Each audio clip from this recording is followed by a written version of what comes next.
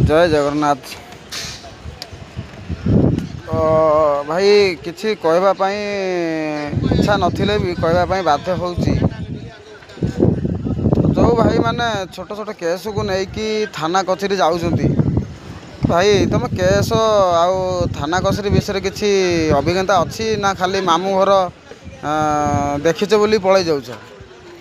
आ से भाई मान को कहवाई चाहूँगी भाई जो मैंने थाना को जाऊच भाई तुमे कौन हकीकत लड़ाई करने थाना को जाऊच ना अन्याय लड़ाई करने थाना को जाऊच।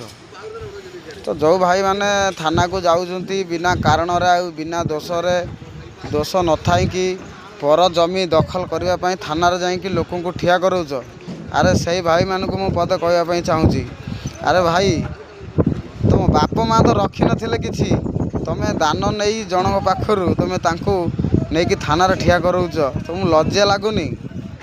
तो मत लज्जा लगुच यही तो मत हस लगुच जिते जोर आ दुख लगुच से जोर अन्याय करके जगह नहीं तुम कौन शांति रही पार। अरे भाई तुम चारि भाई चारि बखरा करी 10टा छुआ को तुम रखीच तादे जो पुओं को बाहाघर करुच से पुओ जाकि भड़ा घरे रोच तुमको लज्जा लगुनि। अरे तुम बाप मागिक नहीं मो जेजे पाखर तुम्हें भी माग आमको आम तुमको देदेमु बुझीपारच।